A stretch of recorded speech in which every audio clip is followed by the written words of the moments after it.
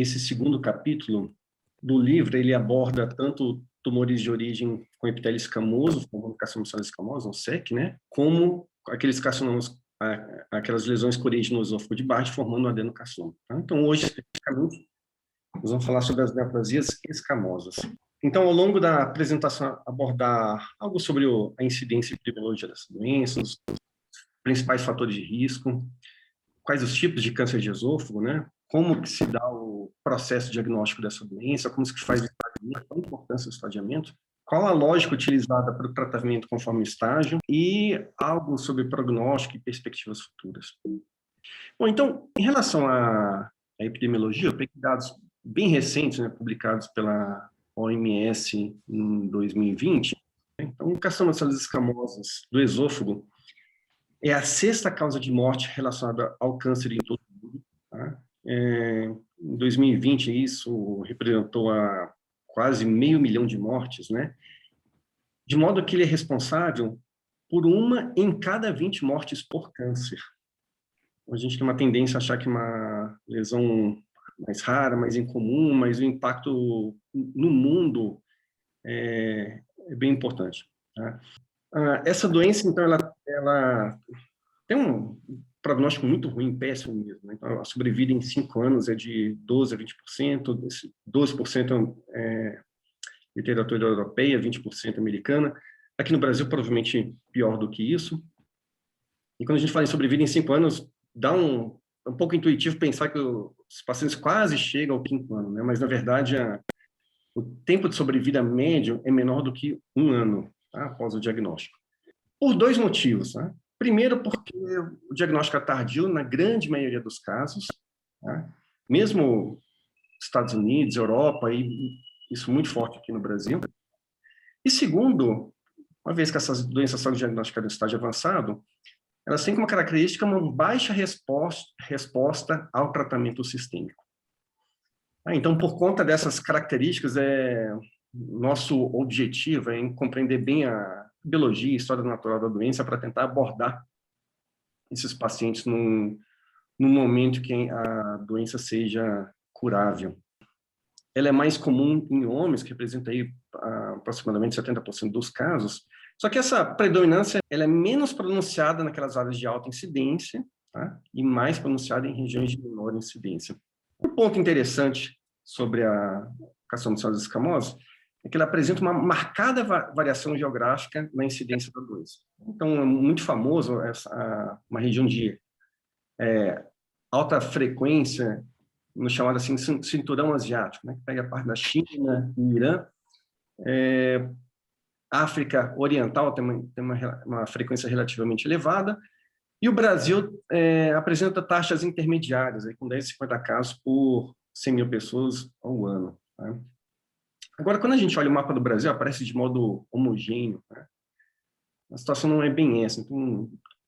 Então, existe uma concentração maior de casos na região sul do Brasil, mas quando a gente pega regiões individuais, mesmo fora do Brasil, também existem variações grandes notáveis. Né? Então, aqui em região do Distrito Federal, a região central do Distrito Federal, que é o plano piloto, o Brasil em si, quase não existe. É muito difícil um caso de carcinoma de células escamosas com origem no plano piloto, que é uma área de alta renda. Mas quando nós vamos para a periferia, para o chamado entorno da cidade, né, são cidades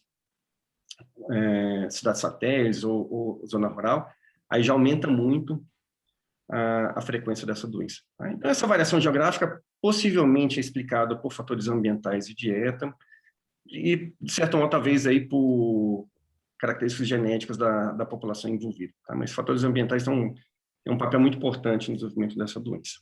Tá?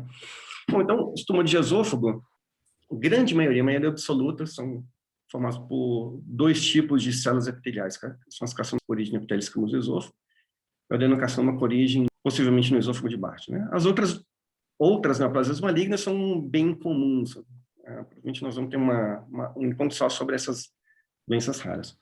Agora, a proporção entre carcinoma de células escamosas e adenocarcinoma é variável aí, conforme a região que a gente está discutindo. A gente tem um costume de estudar aí pela literatura ocidental, Então, a impressão que dá é que a cação de sales escamosas cada vez mais rara, a adenocarcinoma cada vez mais comum, e isso, de fato, é verdade para a Europa Ocidental, América do Norte. Mas aqui no Brasil, a maioria dos casos ainda é o carcinoma de células escamosas, segundo o INCA, representaria 90% dos casos, adenocarcinoma o restante. Tá? Essa proporção é variável. Tá? Então, São Paulo aí seria cerca de 60% SEC e 40% adenocarcinoma. Tá? Então, interessante aí cada cidade, cada instituição fazer a sua própria estatística. Tá? Então, tem os cânceres malignos que acometem o esôfago, então eles podem ter esses dois tipos epiteliais histológicos básicos, né? Mas acometem o esôfago, e por conta disso, muitos estudos oncológicos, epidemiológicos, acabam colocando tudo no mesmo balaio, né? Só que existe uma série de evidências, não só histológica e epidemiológica, mas também biológica, que essas duas doenças são distintas. Tá? Então, nessa avaliação genômica, né, publicada na Nature há alguns anos, mostra que, do ponto de vista molecular, né, considerando metilação do DNA, produção de RNA mensageiro, número de cópias de cromossomo e microRNA, o carcinoma de células escamosas e o adenocarcinoma de esôfago são duas doenças distintas. O carcinoma de células escamosas ele tem uma semelhança muito maior com o câncer de cabeça e pescoço e o carcinoma de células escamosas de pulmão, enquanto que o adenocarcinoma de esôfago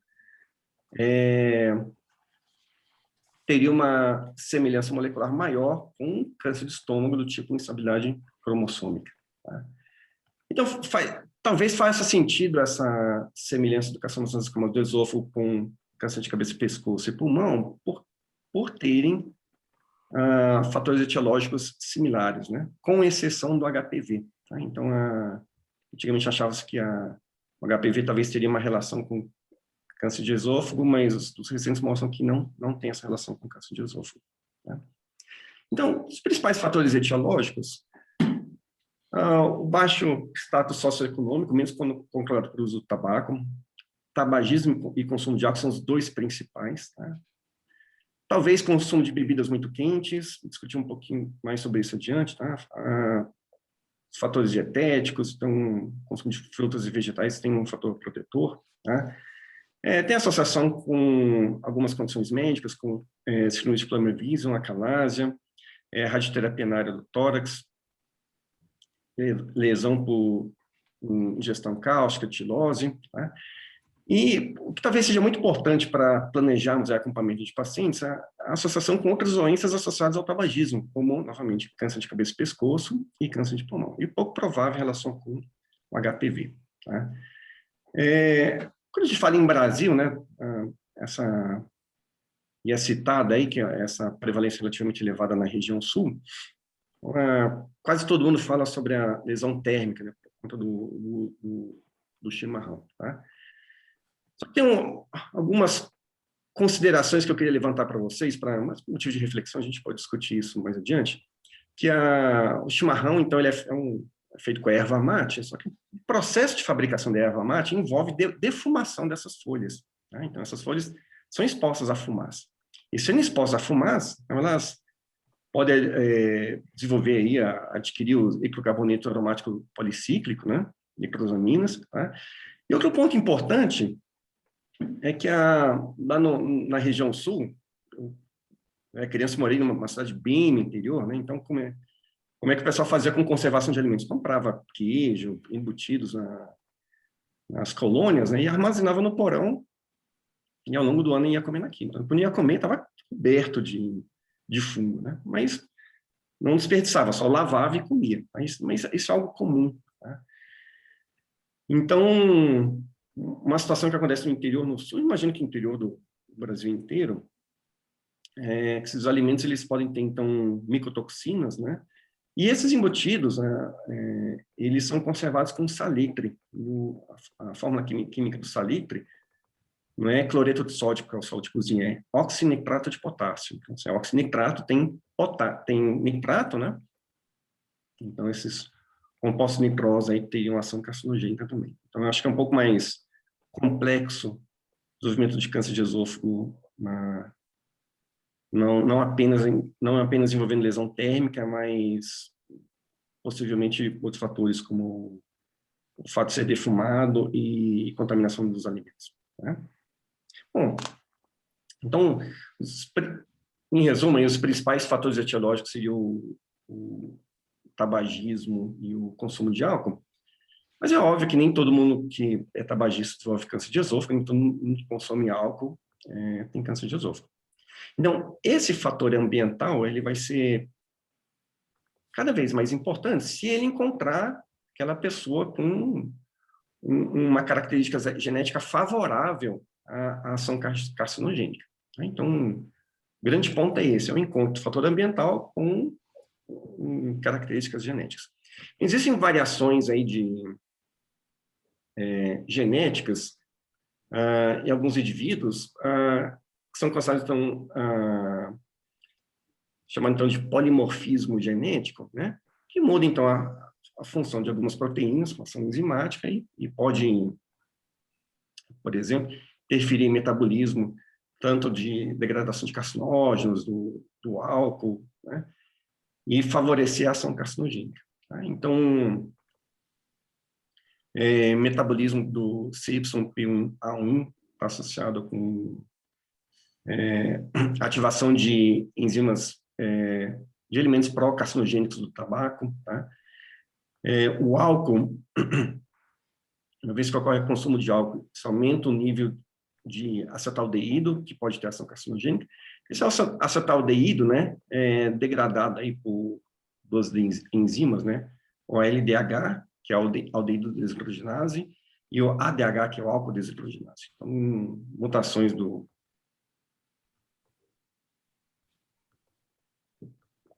a LDH2 e a LDH1A1 são associados com o acúmulo de acetaldeído e tem uma associação aí causal com o desenvolvimento de câncer de esôfago. Tá?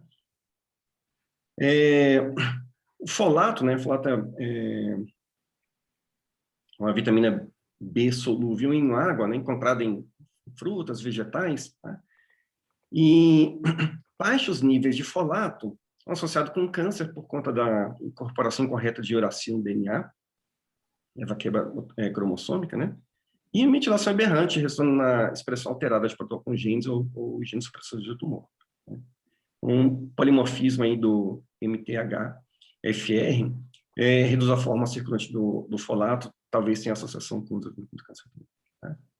E, muito importante, aí, polimorfismo do TP53, tá? Altera tanto o reparo do DNA como o controle de ciclo celular, tá? E de oncogenes. Então, o que acontece no desenvolvimento do câncer de esôfago é que esse tecido, então, aquela pessoa, então, com um polimorfismo que favorece uma ação ambiental carcinogênica, ela vai, ao longo do tempo, adquirindo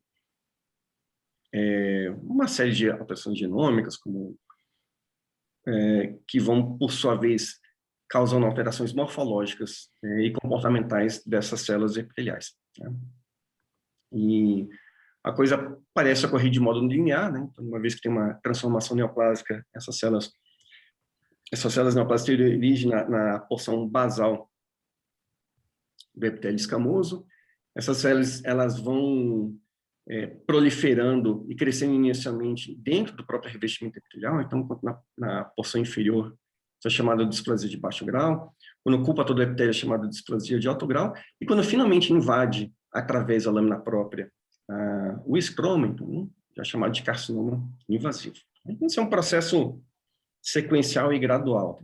Né? Ocorre por acúmulo de alterações genéticas e se manifesta morfologicamente, né? Displasia de baixo grau, alto grau e câncer invasivo. As principais anormalidades genéticas, né, são a alteração da via do fator de crescimento epidermal, que é o HER1, né, alteração no ciclo celular, como, por exemplo, a alteração do P16, né, envolve alterações da diferenciação celular, como TP63. Tá? Agora, a anormalidade genética mais importante, mais frequente, parece ser a mutação do TP53, está presente em 59 a 93% dos pacientes com câncer de esôfago. Tá? Então, P53 tem várias isoformas e, portanto, várias funções, desde movimentação celular, mas é um dos principais mecanismos aí de manutenção da integridade do material genético. Então, como existe essa alteração do P53, isso, e já que ele normalmente participa da manutenção da integridade do material genético, isso abre margem, abre portas para o acúmulo de grandes alterações cromossômicas do material genético. Tá? Então, o câncer de esôfago, de fato, é caracterizado por mutação frequente, e essa alta taxa de mutação explica dois fenômenos, tá? Relacionados ao tratamento desses pacientes. Primeiro, baixa resposta à terapia-alvo, porque você tem uma droga lá que silencia uma via alterada no câncer, mas as alterações genéticas são tão frequentes e tão grandes que existem outras vias que acabam compensando aquela via bloqueada. Tá? Mas, por outro lado, essa alta taxa de mutação é associada com a formação de neoantígenos, e isso abre a perspectiva aí para tratamento com imunoterapia. Bom, apesar de vários estudos aí avaliarem quais são as alterações genômicas moleculares do câncer de esôfago, até hoje não se sabe qual que é o mecanismo que de fato causa a invasão das células epiteliais pela lâmina basal e invasão do estroma. Isso aqui é um evento fundamental na história natural do câncer, porque uma vez que invade a lâmina basal, que essas células neoplásicas vão ter acesso a vias de disseminação. Tá? Então, precisa ter acesso ao estroma para se disseminar. Tá? Então, isso aqui seria fundamental realmente determinar qual que é esse mecanismo. Tá? Mas existem outros estudos, por exemplo, esse aumento da expressão do EIF5A2, né, que promove a chamada transição epitélio-mesenquimal. Né? Então, uma vez com a alteração dessa proteína, existe aumento da diminuição da expressão da beta-catenina, que é o marcador epitelial, e o aumento da expressão da vimentina, que é um marcador de células mesenquimais. Né? Bom, então,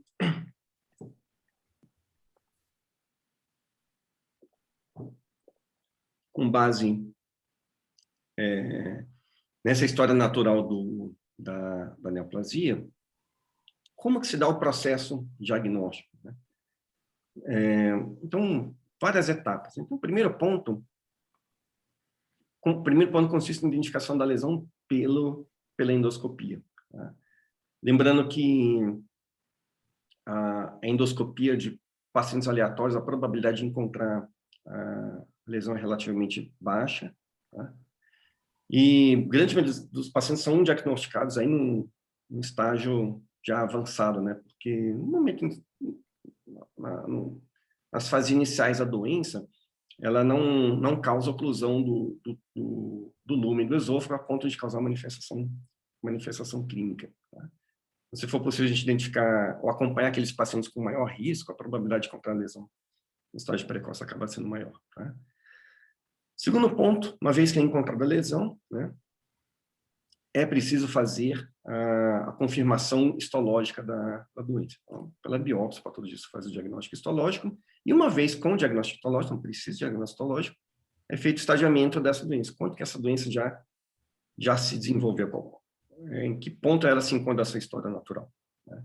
O estadiamento envolve várias ferramentas. Então, se é uma lesão precoce ou superficial, com a dissecção endoscópica da mucosa, permite definir o diagnóstico T, né, ou o estadiamento T.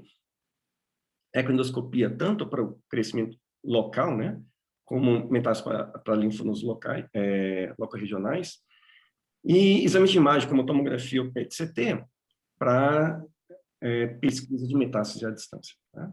É importante aí a avaliação das vias aéreas. Bom, em relação à localização do tumor,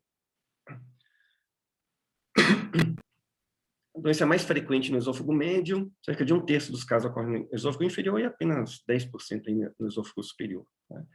É importante aí a gente tentar definir sempre qual que é a localização específica da doença, tanto para fins estatísticos, isso aqui, doenças pós-terapia neoadjuvante, isso aqui tem uma importância, estadiamento também. Tá? Então, a OMS e o IARC, né, que é o Registro Internacional de Câncer, eles propõem uma codificação, tanto topográfica como morfológica das doenças. A gente sempre tenta usar aí essa codificação topográfica para definir a localização. Tá? Então, normalmente, né, a manifestação clínica dessa doença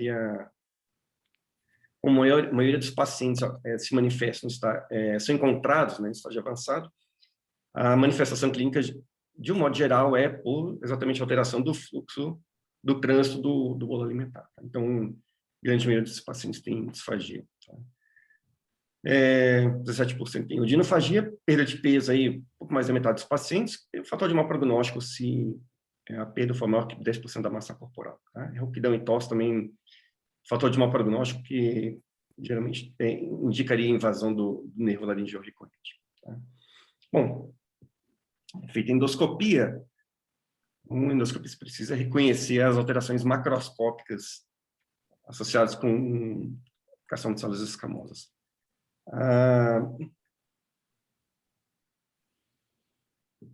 Existem várias classificações macroscópicas, mas utilizada, recomendada pela OMS, é aquela proposta pela sociedade japonesa. Agora, essa proposta de classificação macroscópica da sociedade japonesa, por sua vez, ela é baseada na classificação de Borman, lá de 1901. Né? Então, Borman sugeriu 4 tipos aí de apresentação macroscópica, né, dos cânceres de origem epitelial, originalmente para estômago, né, mas importado por esôfago. Tipo 1, que é uma lesão protrusa. Tipo 2, ulcerada margem bem determinada. 3, ulcerada com margem infiltrativa. E 4, difusamente infiltrativa. Para as lesões superficiais, mais ou menos existe uma correlação com essa classificação de Borman. Tá? Então, para fazer uma diferenciação que é superficial e não avançada, tá?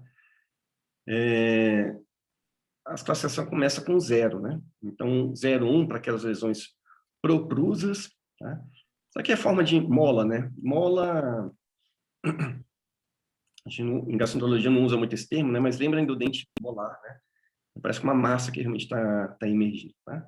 As lesões 0, 2 são aquelas planas, né? Então, 0,2A levemente elevada, 2B plana, 2C deprimida, e a 3 seria do tipo escavado.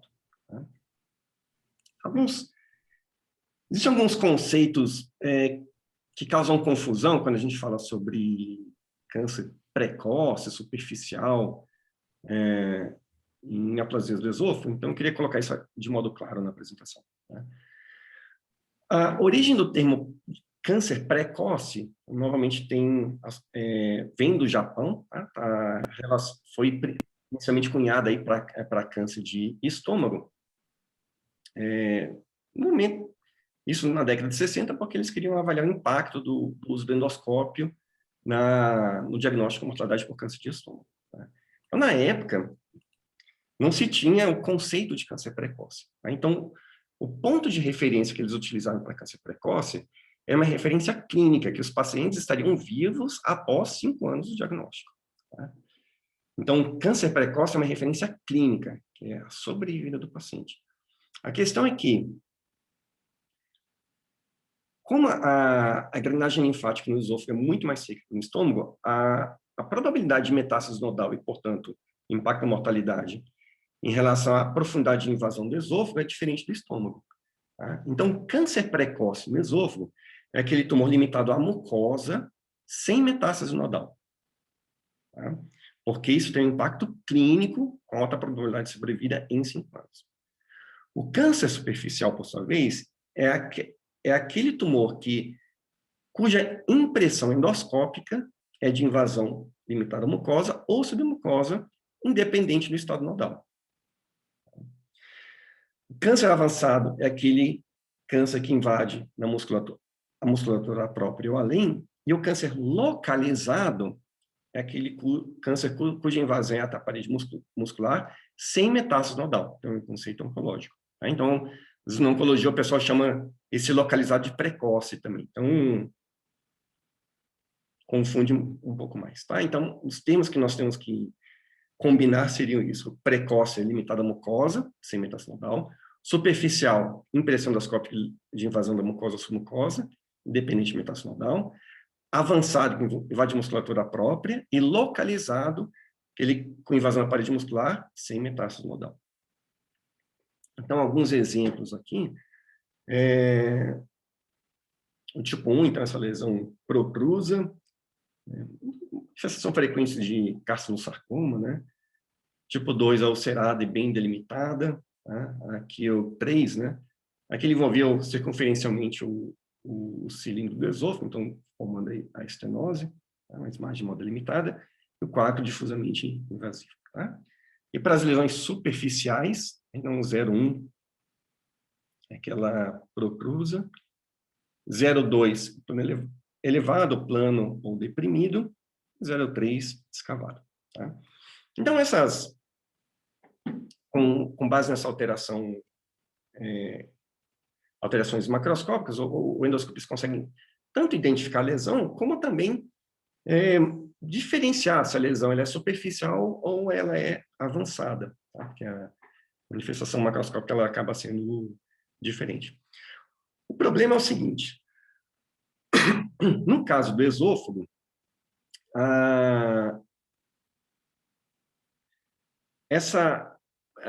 dois fatores que acabam complicando um pouco esse processo de diagnóstico endoscópico, o impacto desse diagnóstico endoscópico.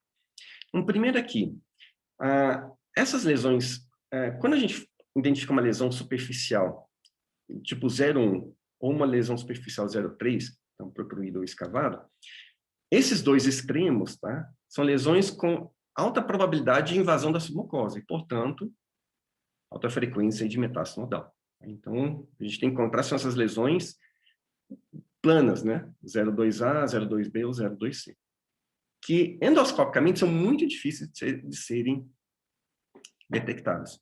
Tá? Então, o diagnóstico endoscópico de lesões superficiais pela endoscopia com luz branca, né? A gente conta lesões superficiais, mas tanto a protruída como a escavada tem alta probabilidade de invasão da submucosa. Tá?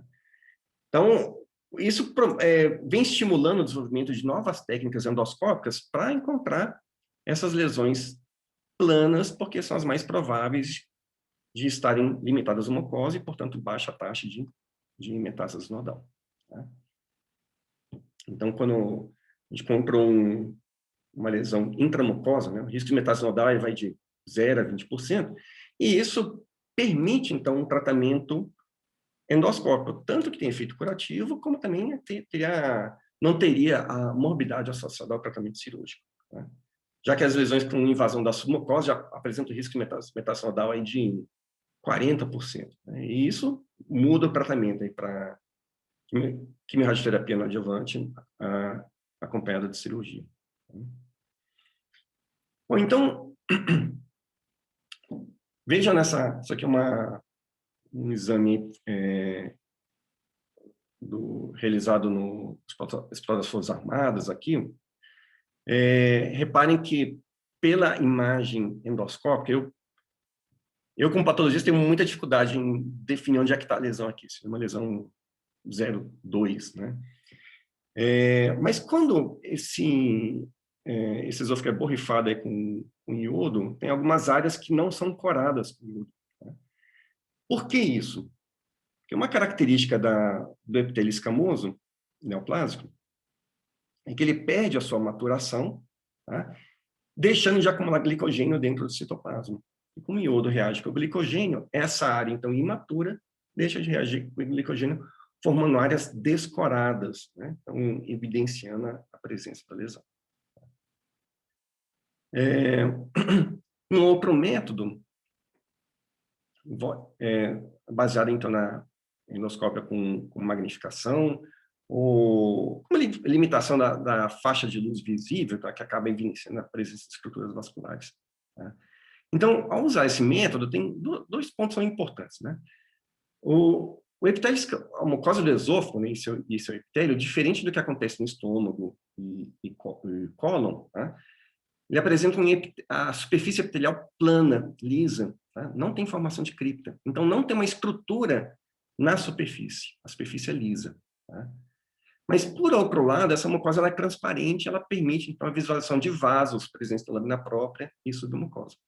Então, algumas estruturas vasculares básicas aqui, subjacente ao epitélio, na lâmina própria, então, tem os vasos ramificantes, né, oriundos aí de vasos da submucosa. Tá? Então, eles se encontram no epitélio subjacente ao epitélio, e esses vasos emitem vasos que emergem de modo vertical em direção ao epitélio. Tá? Então, desse vaso aqui da lâmina própria, existe uma emergência vertical de vasos que forma uma alça nas papilas do epitélio, tá? Chamado de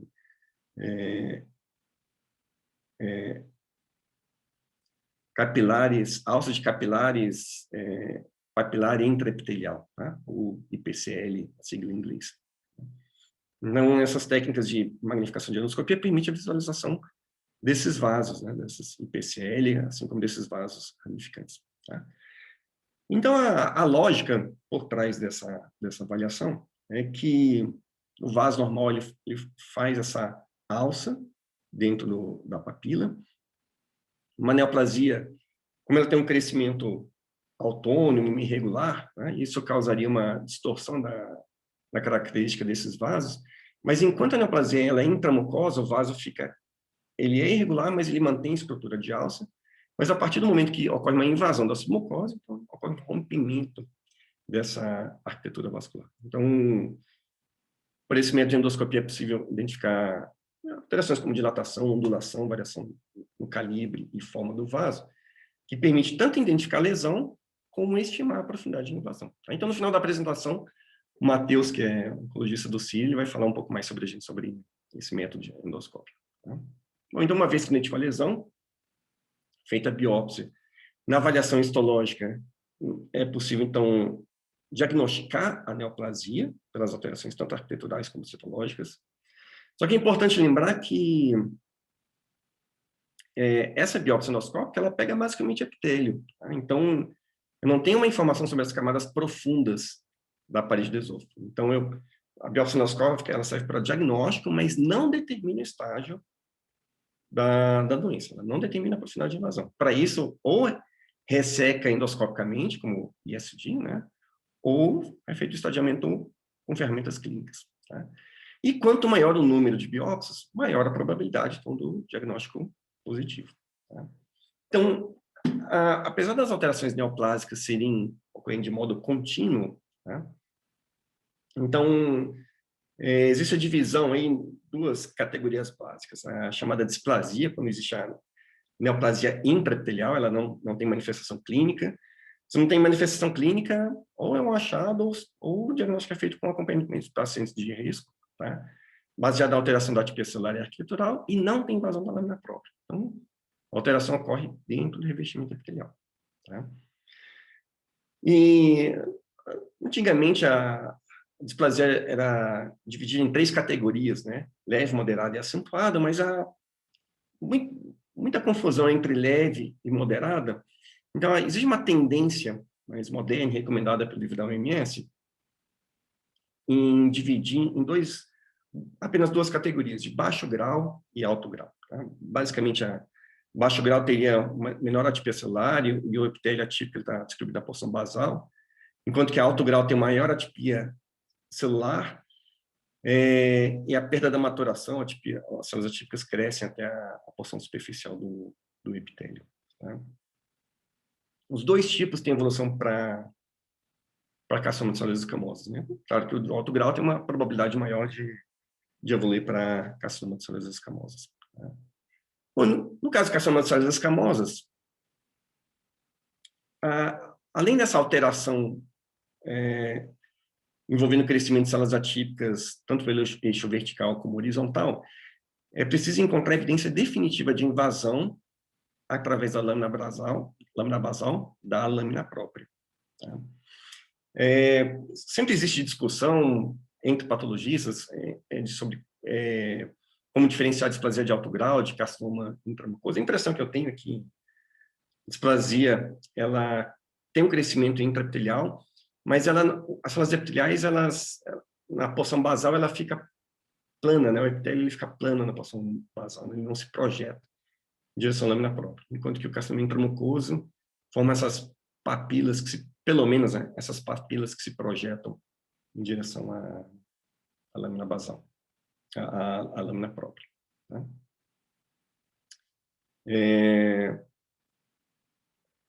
Antigamente, a sociedade japonesa dividia a invasão dentro da mucosa em M1, M2, M3. M1 seria intraepitelial, M2 lâmina própria e M3 muscular da mucosa. Hoje em dia eles só chamam de intramucosa, então EP de epitélio, né? LP de lâmina própria e MM de muscular da mucosa. Tá? Então, seguindo um conceito japonês, né? Mesmo aquele epitélio maligno dentro do epitélio, já poderia ser um carcinoma intramucoso. Bom, além do diagnóstico da neoplasia em si, é possível, então, diferenciar o grau dessa neoplasia. Né? Então, novamente, antigamente se usava 3 categorias, então, bem diferenciado, moderadamente diferenciado e pouco diferenciado, baseado tanto na atipia celular, como na diferenciação em epitélio escamoso e produção de queratina, mas a proposta aí da OMS, então, é dividir em 2 categorias. Baixo grau, envolvendo bem moderadamente diferenciado, e alto grau, seria um pouco diferenciado. Né? Um ponto importante é que, quando a sonoplasia ela é intraepitelial, tá? Ela não tem produção de queratina, então seria como se tudo fosse pouco diferenciado. Então, essa diferenciação, né, ela é reservada para quando existe invasão de fato. Tá? Bom, além da diferenciação, diagnosticação de células escamosas e da avaliação de diferenciação, existem variações histológicas do carcinoma de células escamosas, tá? Principalmente o tipo verrucoso, basaloide e o carcinosarcoma. Tá? Então, o verrucoso raro no esôfago, característica, forma essas projeções papilares com elevada produção de queratina, baixa atipia celular. Tá? Então, se o patologista recebe essa biópsia sem informação endoscópica, clínica, ele não vai dar o diagnóstico de carcinoma de células escamosas. Tá? Então, se ele só recebe lá lesão, ele vai achar que é um papiloma ou esofagite, alguma coisa assim. Tá? É importante, ao enviar um material, né, colocar qual que é a impressão endoscópica dessa lesão. Tá? Basaloide tem origem nas células epiteliais basais, tá? Tende a ter um comportamento mais agressivo e, histologicamente, ele pode confundir com carcinoma neuroendócrino. Então, às vezes é adenoide cístico, né? Então, às vezes é preciso fazer uma imunistoquímica para determinar a origem escamosa. Tá? E o carcinosarcoma, ele tem uma diferenciação celular bimodal, né? Tanto epitelial como mesenquimal, tá? Mas a origem é epitelial. Tá? Não, na dúvida, também é feita imunistoquímica para evidenciar a origem epitelial, e o aspecto histológico é de uma lesão muito agressiva, né? Porque a atipia celular é muito elevada. Mas essa lesão ela tem uma tendência de crescimento exofítico, né? Em direção ao número, e pouco crescimento na parede. Então, acaba que ele é menos agressivo que a carcinoma de células escamosas usual, tá? Por conta dessa tendência de crescimento em direção ao lumen e não em invasão da parede. Tá? A palavra sarcoma, tá? Vem de carne, né? Então, vários dos pacientes aí que eu recebi com carcinosarcoma, a impressão endoscópica era de carne entalada. Tá? Então, às vezes vale a pena ter um pouco mais de cautela aí quando vocês estiverem avaliando esse tipo de paciente com suporte, obstrução alimentar. Né? Ou então, do mesmo modo, como existe a codificação topográfica, existe uma codificação morfológica proposta pela OMS. Né? Bom, então a gente viu o diagnóstico, e agora, como que isso é utilizado, então, para o tratamento dessa doença? Tá? Então, uma vez que é feito o diagnóstico dessa carcinoma de células escamosas, o ponto que vai orientar o tratamento é o estágio da doença. Tá? Então, estagiamento clínico é baseado na endoscopia, ultrassonoscópio, tomografia ou PET-CT. Tá? Aquelas doenças estão limitadas, chama de doenças limitadas, que é o estágio clínico, tem um IT2, sem metástase nodal e metástase à distância, são, o tumor ele é ressecado. Né? Esse aqui é o guideline europeu, no guideline japonês, então, esmiuçado um pouco mais o estágio T1A, tá? Que é limitado a mucosa, então, quando é lesão limitada a epitélio ou lâmina própria, é recomendada a ressecção endoscópica. Quando é invasão da muscular da mucosa, abre um pouco mais aí para, além da ressecção endoscópica, então, também para cirurgia, quimioterapia. Tá? Bom, por que isso? Né? Porque elas sobrevivem em 5 anos aquelas lesões T1A e T1B, com tratamento endoscópico de 76,6%, cirúrgico 87,6%. Né? Claro que cirúrgico acaba tendo sobrevida maior. Tá? Mas é importante considerar aí a mortalidade pós-operatória em 30 dias, vai de 3% a 16%, e a alta taxa de complicação respiratória pós-cirurgia. Tá? Então, como a sobrevida relativamente parecida, mas a mortalidade cirúrgica e morbidade cirúrgica muito elevadas. Né? Então, isso dá essa margem aí para tratamento endoscópico. Tá? Bom, então, como é que é feito essa avaliação do material ressecado endoscopicamente? Esse aqui é um caso aí do Técio, Rodrigo e Jorge. Tá?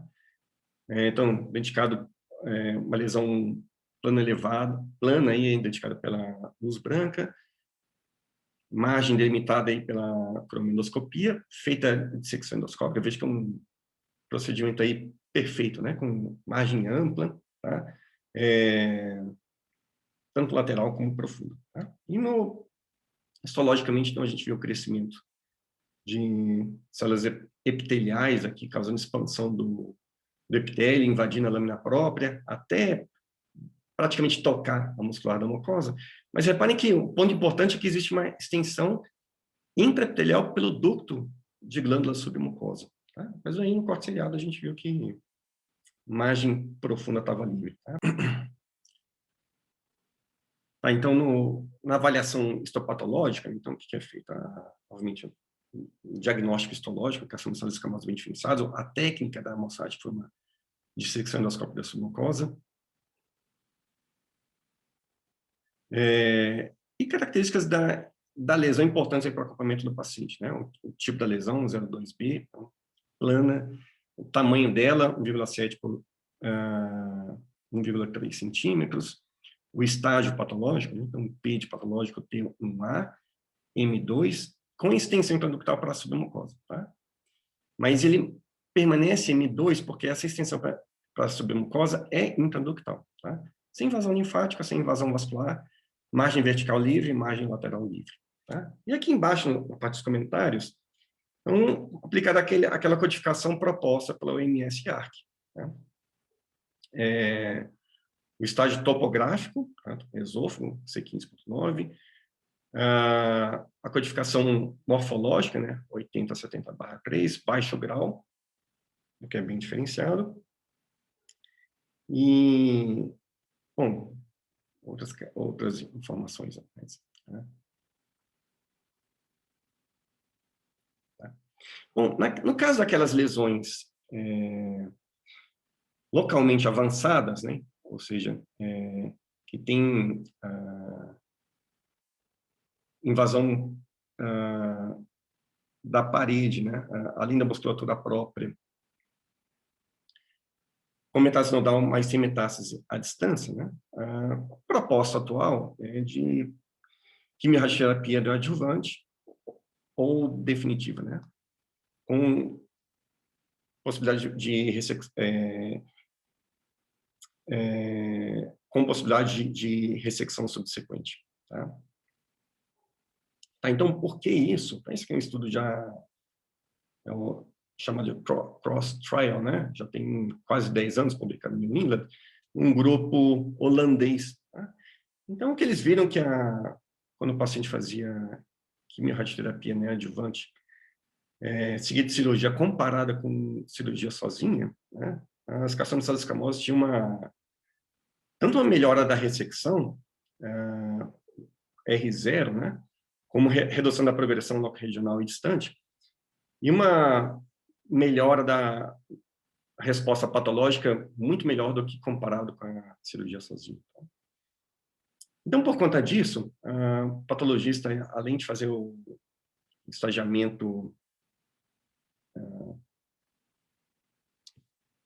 do material assim, só com a peça cirúrgica, então ele também tem que avaliar a taxa de regressão, então várias propostas de avaliação de taxa de regressão. Tá?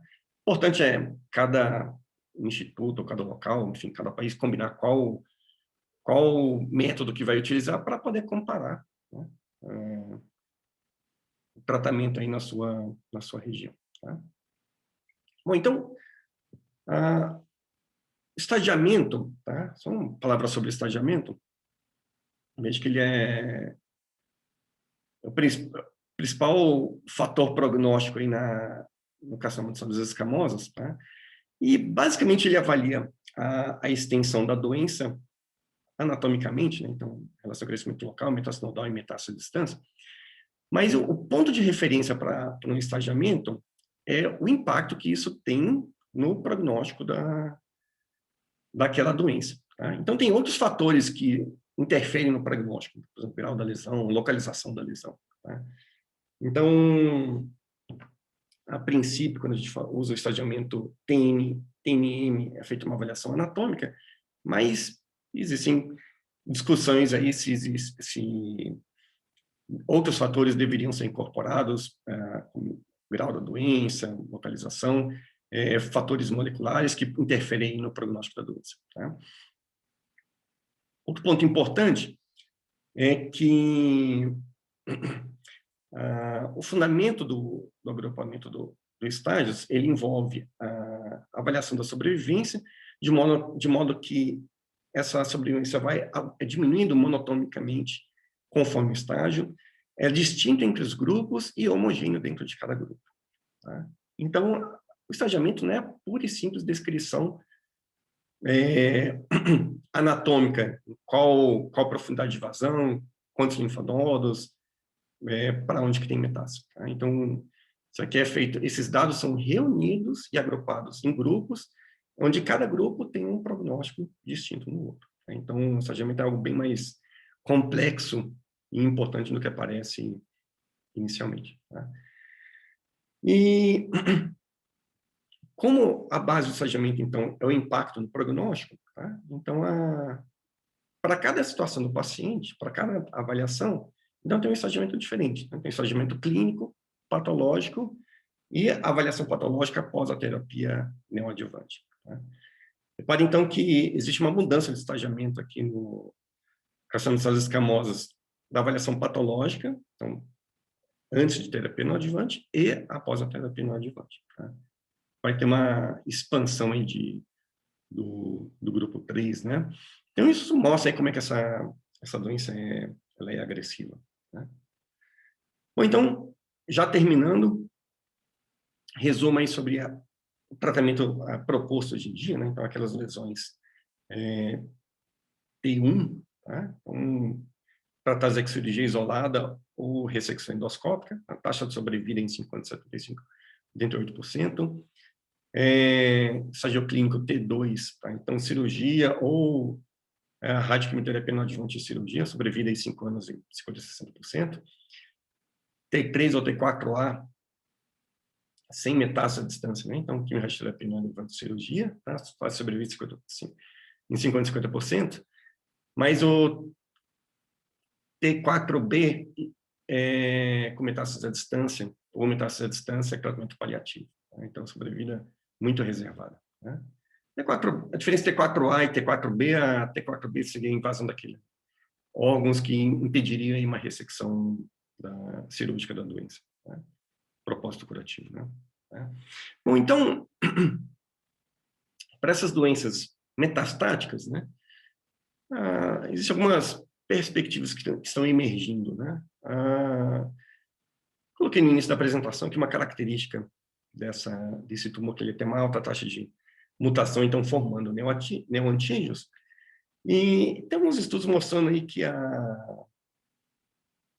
esses tumores aí, eles apresentam a expressão aí de ligantes do PD1, né, que seria o PDL1, que teria uma revelação negativa na função de linfócito T e que talvez seja prevenindo uma imunidade antitumoral. Tá? Então, alguns estudos aí mostram que, fazendo um bloqueio desse ligante, tá? Isso aí estaria associado aí com uma melhor sobrevida em relação à quimioterapia convencional. Né? Então, existe uma perspectiva aí do uso da imunoterapia para esse tipo de tumor. Tá? Então, concluindo, o câncer de esôfago é uma doença global com prognóstico ruim. Tá? Os principais fatores de risco são o tabagismo e o consumo de álcool, tá? O SEC.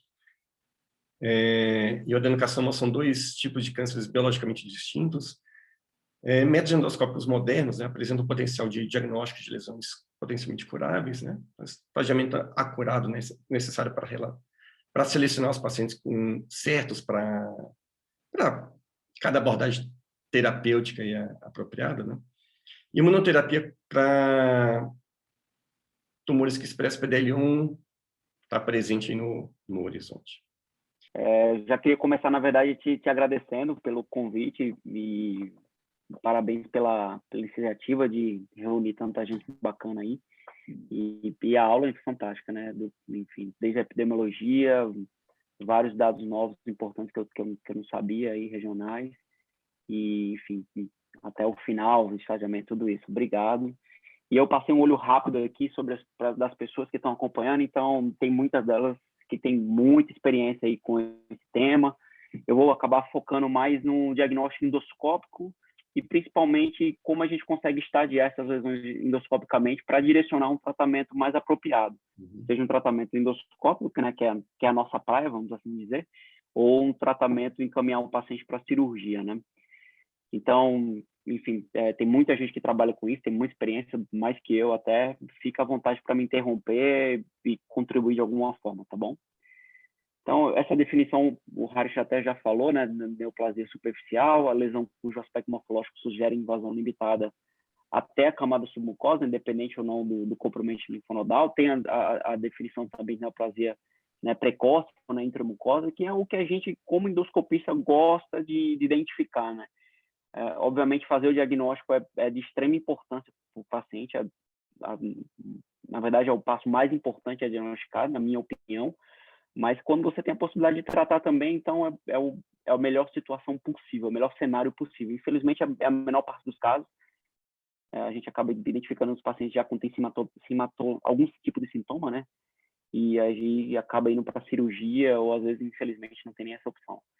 Então, os pacientes que eu considero realizar cromoscopia com Lugol. O Lugol, ele é o principal método como cromoscopia para realizar o diagnóstico, principalmente das lesões bem precoces, né, na fase de displasia ainda, né, que pode passar despercebido aí, com endoscopia com a luz branca ou mesmo com NBI.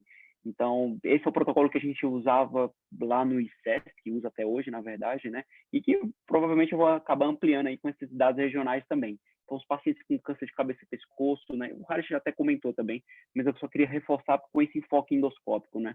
Radioterapia prévia, ingestão de cáustico, tabagista e etilício assim, significativo, né? E também com antecedente de megaesôfago. Esses pacientes, de uma forma geral, eu tendo a fazer cromoscopia com GOL sempre, né? E esse dado regional a mais aí de fogão a lenha, que a Dani contribuiu, né? E bem como morador de área rural. Acho bem interessante a gente estar ciente disso aí. Então, o diagnóstico, né? Eu coloquei essa foto, a gente percebe que primeiro, obviamente, a gente começa o exame com a luz branca, né?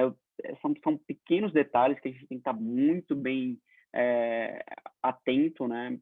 Obviamente, o órgão tem que estar bem limpo, então lavar o esôfago não é só um órgão de passagem, e aí eu sei que vai ser redundante para os colegas endoscopistas, mas enfim, a gente tem que lavar bem o órgão, né? Tirar os resíduos, né? Saliva, enfim, para que a gente tenha a possibilidade de conseguir fazer um diagnóstico numa situação bem precoce, né? Numa situação bem precoce, a lesão é plana ou levemente deprimida, né? Que a cromoscopia com NBI vai ter essa tonalidade um pouco mais marrom do que o restante da mucosa ao redor, né? E aí, quando a gente joga o Lugol, essa contribuição que é extremamente diferenciada e definitiva, para a gente ter certeza que se trata de uma lesão aqui iodonegativa, né? E com um risco aumentado de ser já uma lesão com displasia, eventualmente até com câncer precoce. E por que a importância de a gente não só identificar, mas também a gente estadiar endoscopicamente, né? O estadiamento está intrinsecamente relacionado com o estadiamento T, né, de invasão, intrinsecamente relacionado com a sobrevida do paciente e com a possibilidade de tratamento endoscópico ou não, né, que vai se guiar basicamente, né, pela sua extensão de profundidade dentro da parede do órgão, e isso está diretamente relacionado também com o risco de metástase linfonodal. Então, os pacientes que têm o carcinoma nos estágios mais iniciais, né, que são os epiteliais, intraepiteliais in situ, tem um risco de metástase linfonodal de 0 a 3,3% na literatura, com um pouco mais invasivo, né? Já invadindo a lâmina própria, ainda nesse montante de metástase linfonodal de 0 a 3,3%. E aí, quando já tem invasão muscular da mucosa, isso já sobe um pouco mais, de 0 até 12,2%, dados da literatura. Tá? E quando tem invasão já submucosa superficial, até 200 micras, esse patamar muda para 8 até 26%. E invasão profunda da submucosa SM2, né, acima de 200 micras, aí o risco de metástase linfonodal já é bem maior, de 22 a 61%. Como regra geral, indicação absoluta para ressecção endoscópica, seja ela por mucosectomia, IMA ou por ISD, né, são as neoplasias, os carcinomas, né, intraepiteliais e com invasão da lâmina própria, né? São indicações absolutas. E aí tem as indicações relativas que você vai considerar. Uma esofageectomia tem uma morbidade grande para esse paciente diante da sua idade, suas comorbidades, às vezes até maior do que o risco de um metástase linfonodal, enfim, né? Então, o consenso japonês, né, os estudiosos japoneses, eles falam que os pacientes que vão ter invasão da muscular da mucosa, invasão submucosa superficial, até 200 micras, eles podem ser considerados para ressecção endoscópica, né, por esse risco de metástase linfonodal, e são os critérios relativos, né, desse consenso. A partir da invasão submucosa profunda, acima de 200 micras, é um paciente que é fortemente candidato à ressecção cirúrgica, né, a tratamento cirúrgico. E como que a gente, endoscopista, né, treinado, né, vai conseguir fazer essa predição do nível de invasão de um SEC precoce, de esôfago, né? Como o Harris falou muito bem, e foi um dado bem interessante, né? A mucosa dessa região, ela permite essa visualização desses vasos que se encontram na submucosa e na mucosa superficial, né? Que são os IPCLs, né, o Intrapapillary Capillary Loops. São as assas capilares intrapapilares da mucosa. Elas podem ter basicamente 4 alterações morfológicas, né?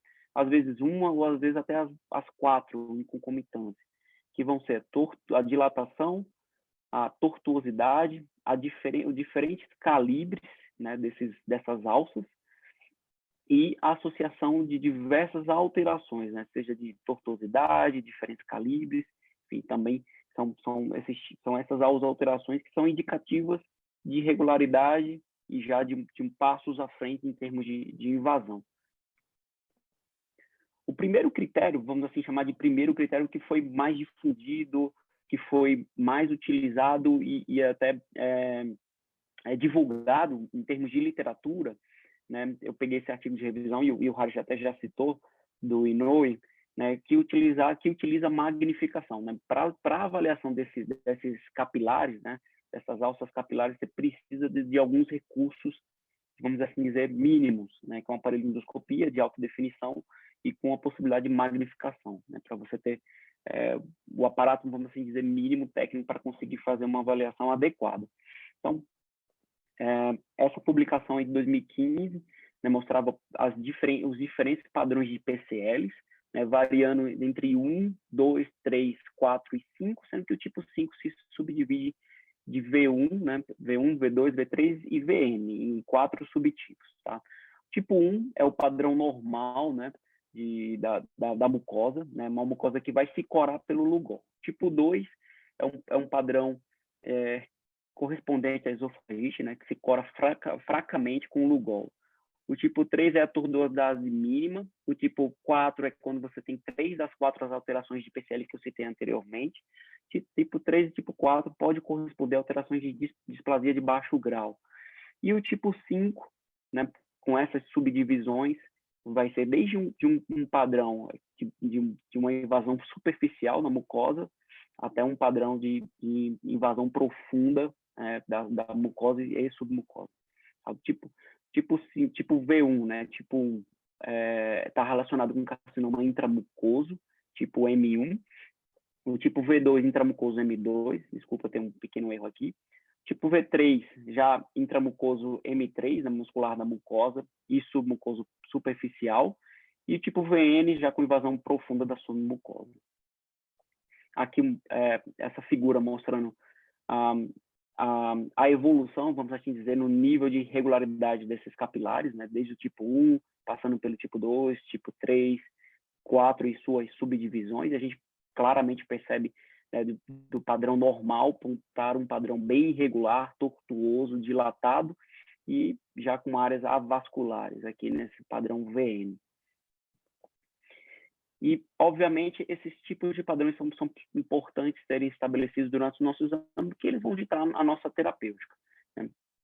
O tipo V1, né, que é do tipo M1, né, em termos de predição de invasão, né, e o tipo V2, que é o M2, ou seja, intraepitelial e invasão da lâmina própria, são as indicações absolutas de ressecção endoscópica.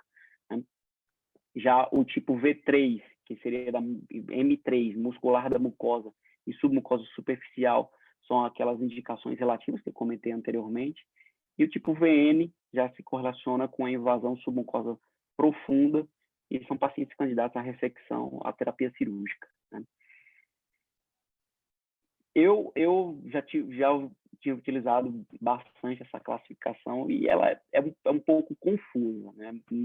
Isso também foi assim, relatos de outros colegas e mesmo da literatura, né? Então, devido a essa multiplicidade de critérios envolvidos, né, que foi considerada confusa essa classificação inicial, né, em 2017 a sociedade japonesa, né, de esôfago, vamos assim dizer, a tradução mais simples, eles se reuniram e utilizaram esses parâmetros iniciais dessa classificação de 2015, de meados de 2015, para uma tentativa de simplificar e conseguir expandir o uso da classificação endoscópica para predizer invasão e, consequentemente, direcionar o tratamento.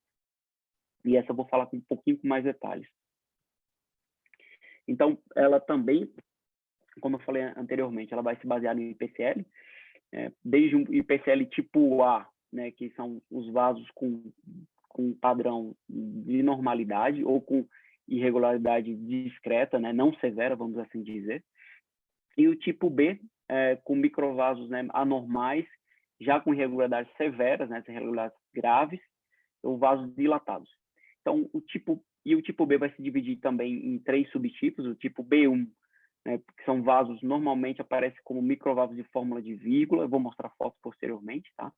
O tipo B2 já são os vasos mais esticados e alongados, muitas vezes em camadas e múltiplos. E o tipo B3 são os vasos tipicamente dilatados, pelo menos de pelo menos 3 vezes do que seria considerado o tamanho normal, né, do B2, do padrão anterior, do B2, desculpa.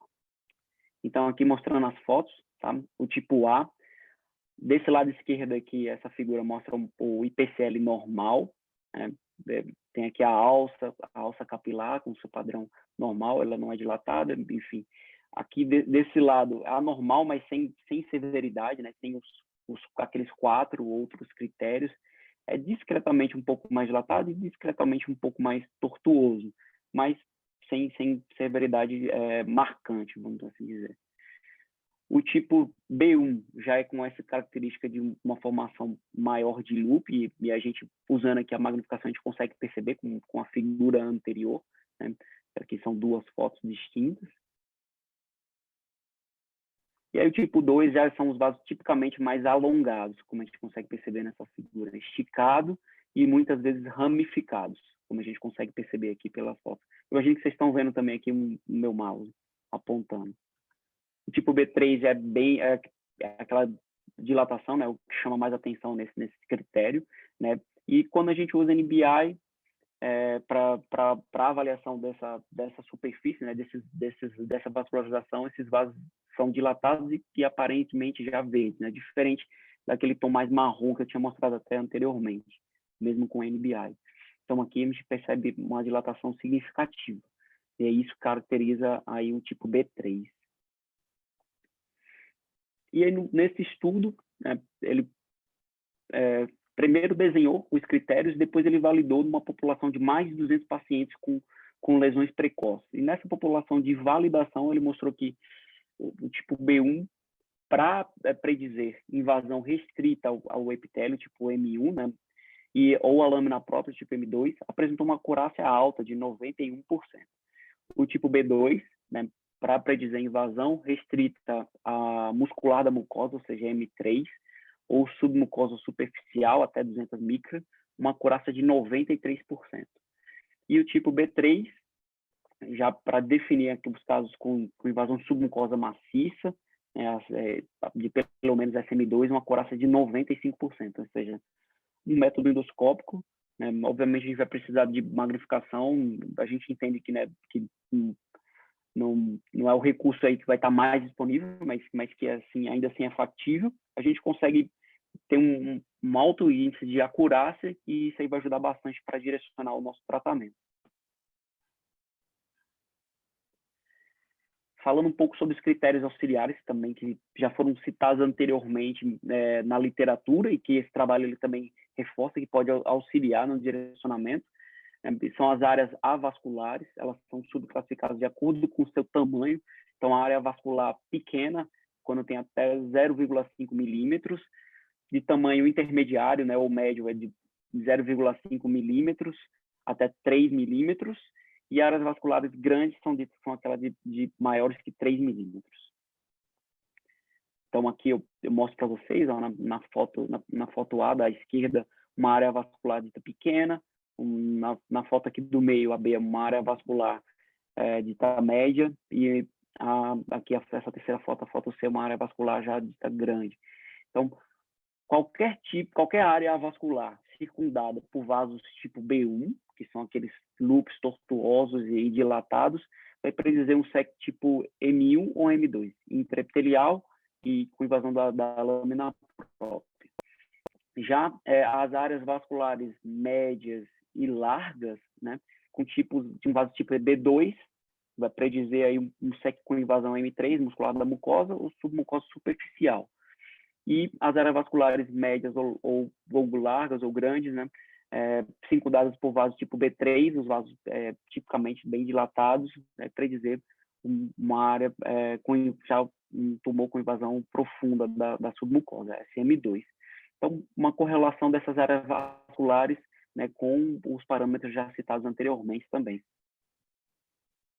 Outro critério auxiliar são a presença de vasos reticulares, né, tipo R, são microvasos de padrão plexiforme, a gente consegue perceber aqui na foto, tá? E esse achado durante o exame de magnificação está relacionado com o SEC já invasivo, com invasão pelo menos da lâmina própria.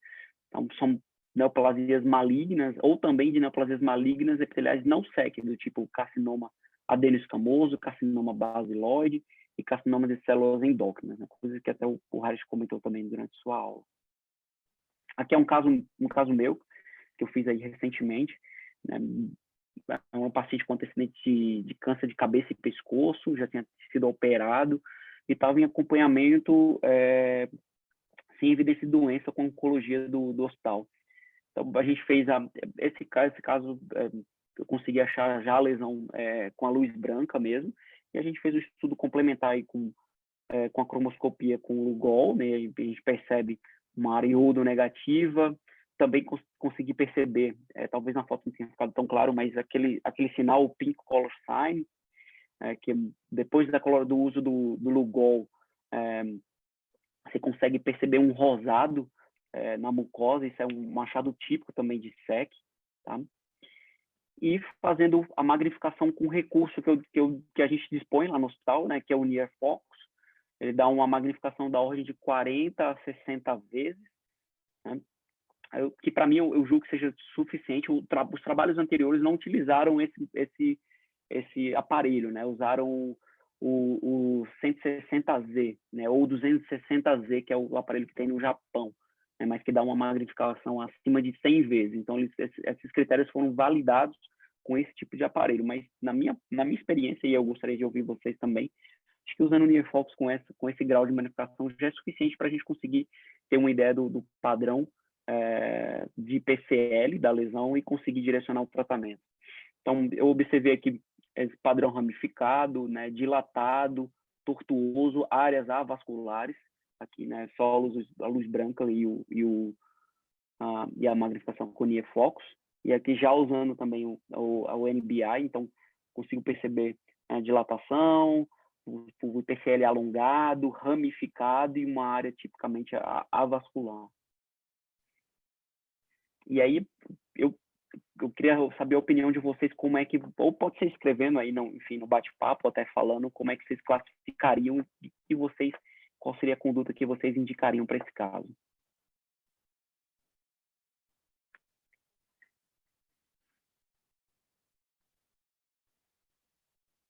Alguém quer se voluntariar para dar opinião nesse caso? Quer que eu volte nas fotos, Andes? O que você acha? Matheus, olha, primeiro eu queria te agradecer. Eu acabei não te apresentando direito, né? O Matheus, ele é endoscopista aqui em Brasília, é o chefe do serviço de endoscopia do Hospital Sírio-Libanês em Brasília, né? Formação no Instituto do Câncer de São Paulo, né? Muito experiente, muito animado aí com o assunto.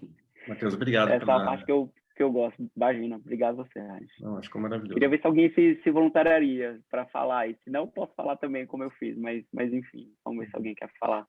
Olha,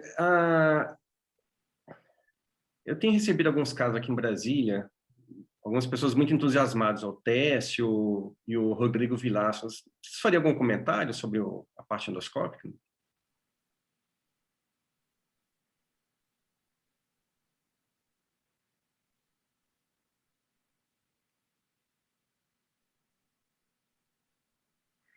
O Rodrigo colocou aqui Tá, no chat também.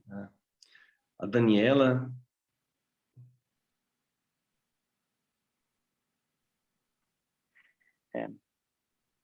E o que você indicaria, Rodrigo? Com esse seu achado, o Lix poxa, tem muita experiência com esses casos. Alguém mais quer falar? E qual conduta tomaria? Se indicaria ressecção endoscópica ou mesmo cirurgia?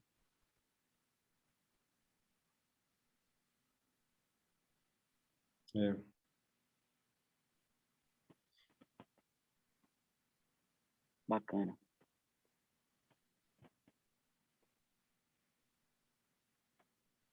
O Rodrigo e o Lex estão comentando aí.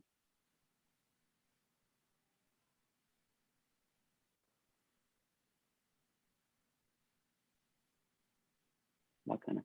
Eu vou finalizar só pelo andar da hora aí, e aí a área vascular eu achei pequena, eu fiquei bastante em dúvida desse caso, assim, Lix.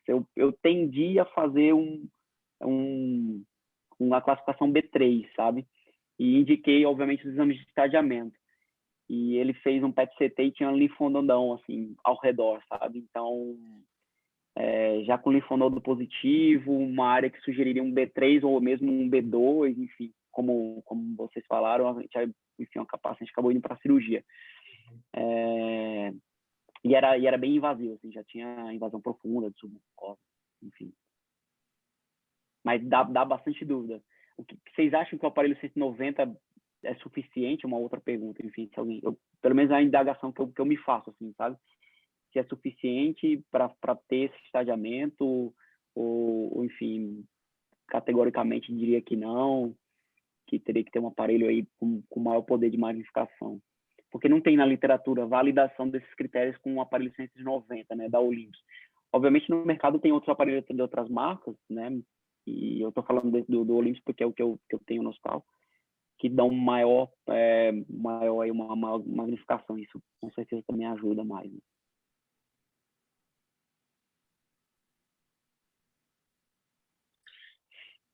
Matheus, a Juliana tinha feito uma pergunta de um caso que eu apresentei, né? Aquele ISD que foi ressecado lá pelo Jorge, tá?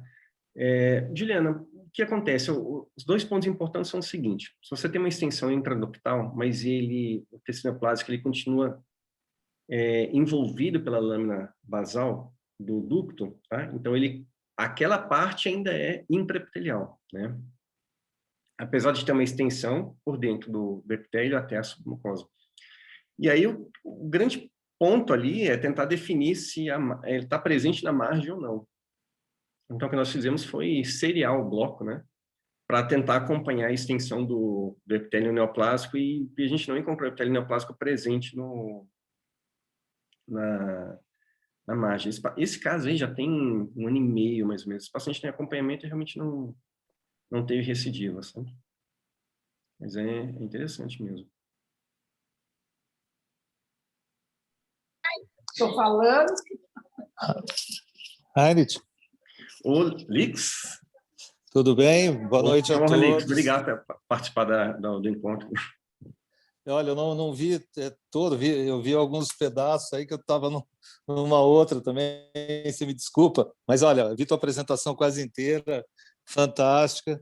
Não vi a do Matheus toda, mas eu acho que são casos assim que realmente a gente deixa dúvida, mas eu acho que o recado que ele deu aí foi sensacional, porque assim, pensando no câncer, pensando que a possibilidade de invasão da submucosa a gente fazer o estadiamento para câncer, né? Tanto para qualquer órgão isso, tá? Se você não tem ecoendoscopia, faz a tomografia, faz o exame de imagem para complementar teu estudo, antes de você propor uma ISD, qualquer coisa assim.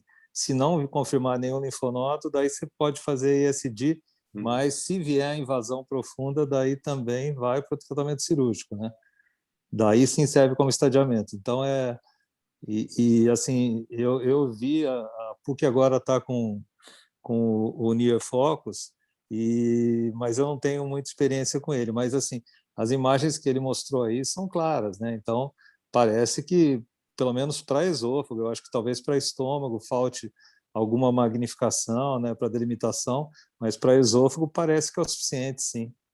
Tá? Eu fiquei pelo menos contente com as imagens aí. Tá? Era isso. Bacana, não quero atrapalhar a tua reunião. Não, que isso, maravilha. Obrigado. Obrigado pela participação.